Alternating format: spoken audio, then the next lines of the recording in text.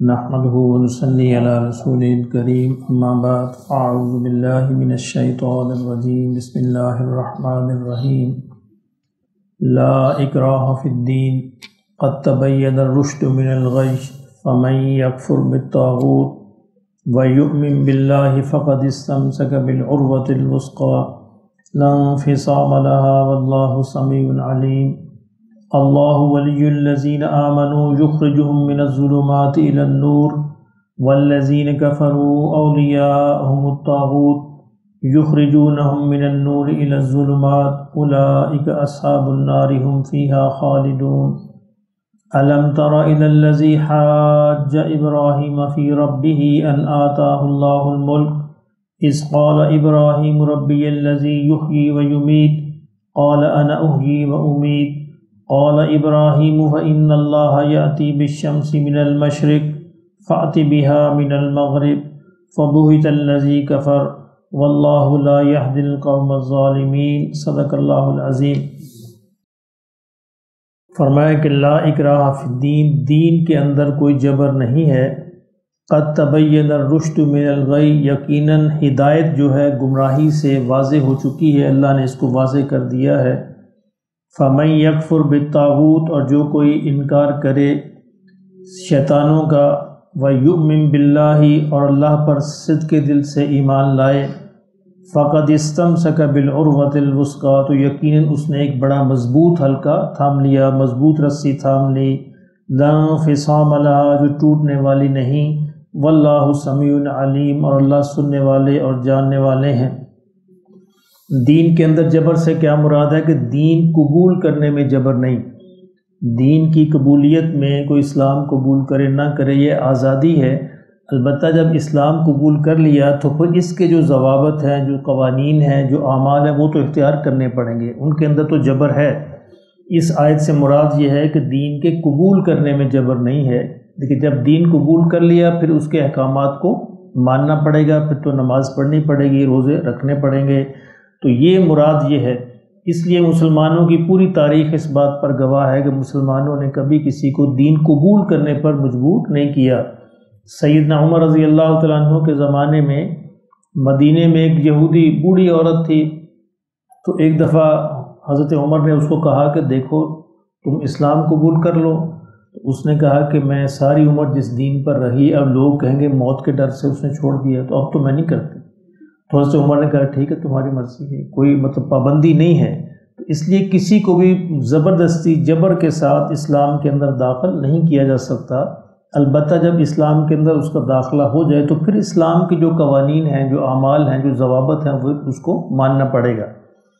اور فرمایا کہ جو اللہ کا یعنی کفر کا انکار کرے اور اللہ رب العزت پر صدق دل سے ایمان لے آئے تو وہ گویا ایسے ہے جیسے اس نے ایک مضبوط رسی کو تھام لیا، اور یہ مضبوط رسی وہ ہے جو اس کو جنت تک پہنچا دے گی۔ اس مضبوط رسی سے مراد یہ ہے کہ یہ مضبوط رسی اللہ پر ایمان جو ہے یہ اس کو انشاءاللہ جنت تک پہنچا دے گی۔ اگلی آیت اس کو واضح کرتی ہے کہ اللہ ولی الذین آمنوا، اللہ مددگار ہے، دوست ہے ان کا جو ایمان لائے۔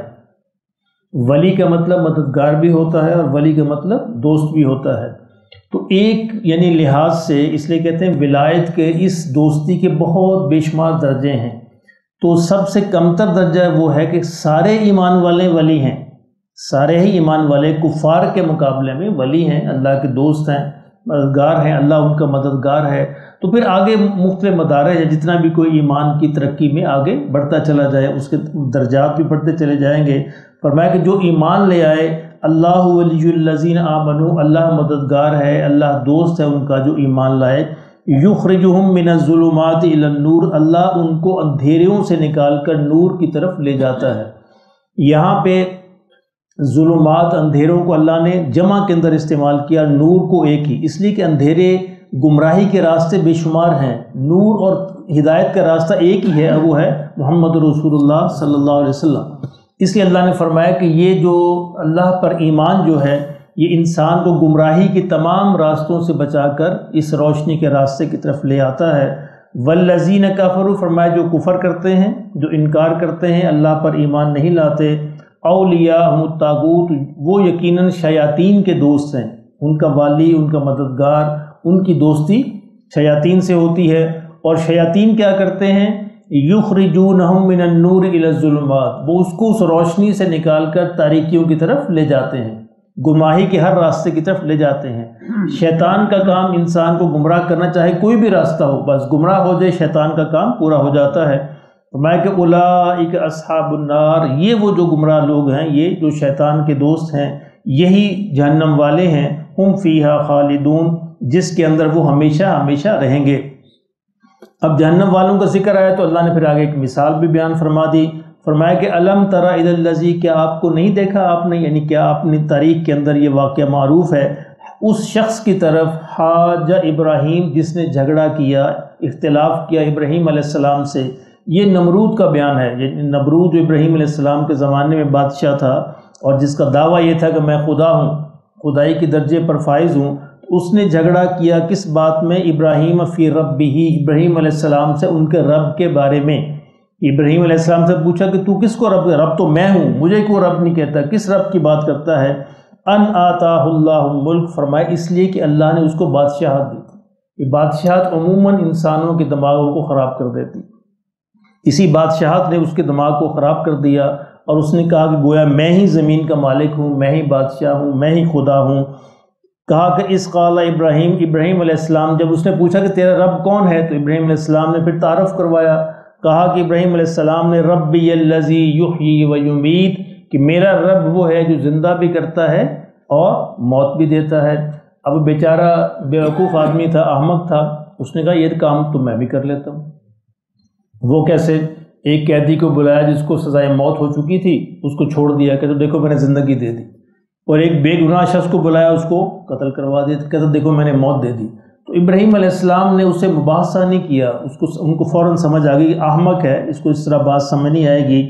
انہوں نے فوری دوسری دلیل پیش کی، قال انا احیی امیت، اس نے کہا، نمرود نے کہا کہ میں بھی زندہ کرتا ہوں، مارتا ہوں۔ قال ابراہیم، ابراہیم علیہ السلام نے کہا فإن اللہ یأتی بالشمس من المشرق، کہ بے شک میرا اللہ وہ ہے جو سورج کو مشرق سے طلوع کرتا ہے، مشرق سے نکالتا ہے۔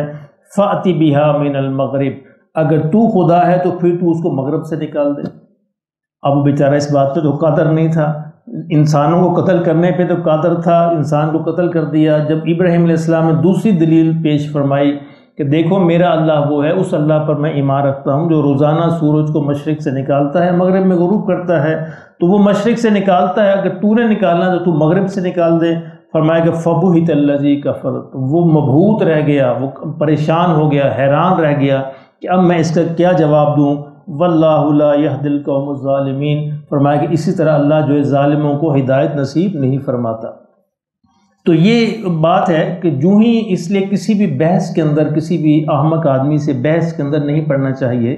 کوئی بھی احمق آدمی سے واسطہ پڑ جائے تو انسان کو فوراً احساس ہو جاتا ہے کہ احمق ہے، تو فوراً اس کو ایک یا دو دلیلیں دے کر انسان ختم کر دے بات کو، کیونکہ اس کی بات سمجھ میں آئے گی نہیں، اور بات خامخواہ پھیلتی چلی جائے گی، بڑھتی چلی جائے گی۔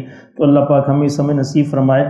تو اس میں اللہ رب العزت نے اولیاء کا ادنا درجہ بیان فرمایا، اولیاء کا ادنا درجہ، ہر مسلمان ادنا درجے میں اللہ کا ولی ہے، کیونکہ وہ ایمان والا ہے، جس نے بھی ایمان قبول کر لیا وہ اللہ کا دوست ہے، اللہ اس کا مددگار ہے۔ اور پھر آگے پھر اس کے بے شمار درجے ہیں، انسان جتنا بھی ایمان کے اندر ترقی کرتا چلا جائے گا، دوستی کے درجے اتنے ہی بڑھتے چلے جائیں گے۔ اللہ پاک مجھے بھی آپ کو بھی توفیق نصیب فرمائے۔